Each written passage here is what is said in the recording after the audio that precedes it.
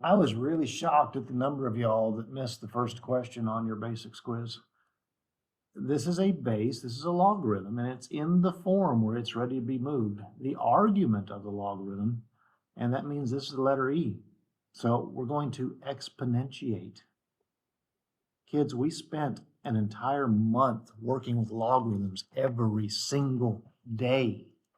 We worked with them non-stop. The base is 5, the exponent is 2, and it must equal 2x minus 10. 5 squared is 25, that must equal 2x minus 10. We add 10 to both sides, that gives us 35. Several of y'all made mistakes there. You still took away 10. When are you going to learn? We divide out the 2, 35 halves. Number 2, express the fifth root of 6x squared plus 4 using the notation x to the power of the root. So some of y'all like to make up your own things. This is all inside, and it has an understood 1. That is my power, and this is my root. When you talk about everything inside there, it is to the first power. There is no rule for breaking apart addition. It doesn't exist. Not with exponent, not with roots. If it did, I would have taught it to you. Don't make up your own stuff. Never do that. It has to be based on a property that a math teacher taught you. So anyways, now I do power over root. I take all of 6x squared plus 4, and I raise it to the 1/5. Now, what was interesting is a large number of kids would miss 2 and then get 3 right. That amazed me. How you hadn't, or maybe you knew how to do 3 but not 2. Like, can you not connect dots? Did you suck at that? We're going to use the same idea. All of this is raised to the first. So the power over root idea would be to the 1/7, and y2 would be 2. Of course, I had a great many kids who missed this one. Blows my mind. I don't know how some of y'all made it to high school.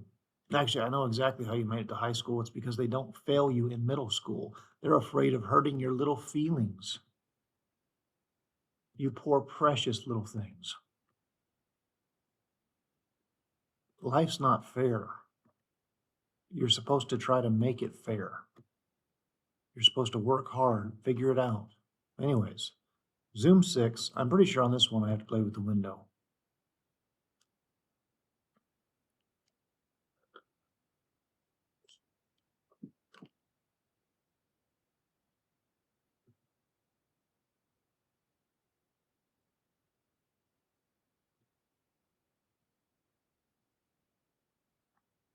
I wonder what this is.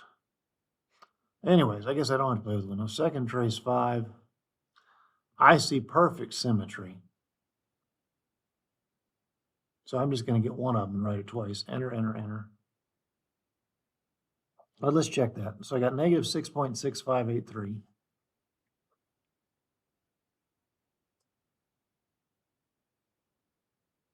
Let's see what the other one is. This calculator's been acting funny all day. Second trace 5 again. There we go.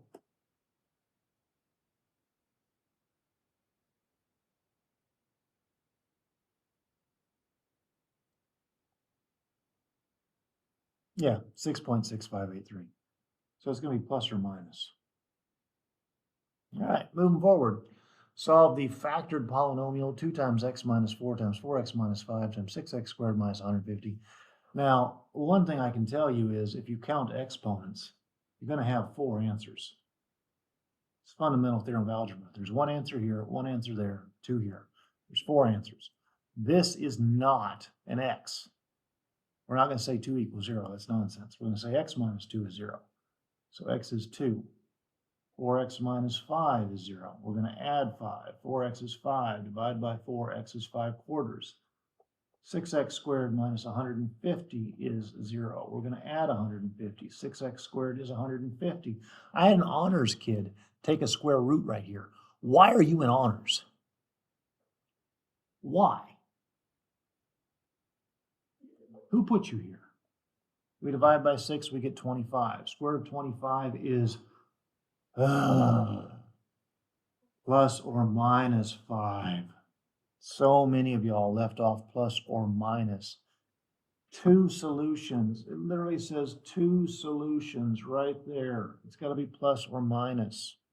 There's your 4 answers. I left this the same. If f of c equals 0, what do we know? Well, first off, we know that x is c. So choice 4. If we manipulate by shifting to the left, we get a factor. X minus c is a factor.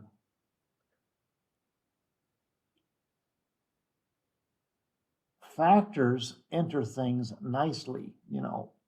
4 is a factor of 8 because the remainder is 0.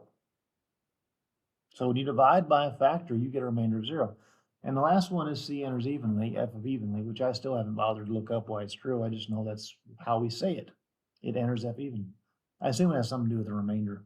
Or maybe you could look at it 2 different ways. But anyways, there we go. This one really surprised me how bad it was.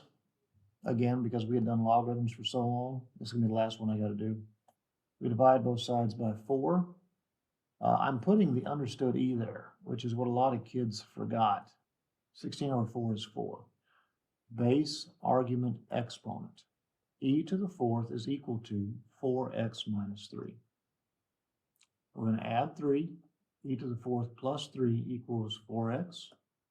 We're going to divide by 4, and there's my answer.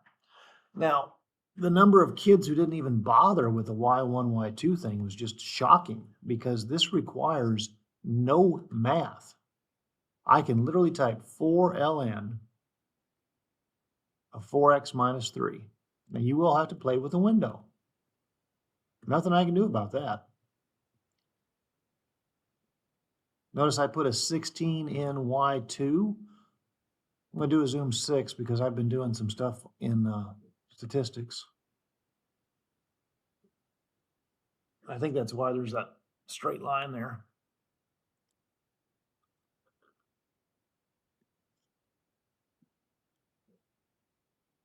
I'm going to turn stat plots off. I've got stat plots on. That's probably why I'm seeing some things. Anyways, I know that I need to look up at least 20 units because I put a 16 in y2. And I'm probably going to have to look to the right, but I don't know.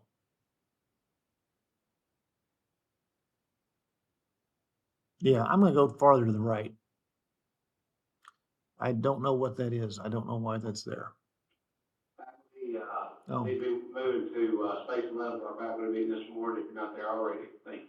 So I'm going to take my X max and make it 40. That should be good enough. Second trace 5.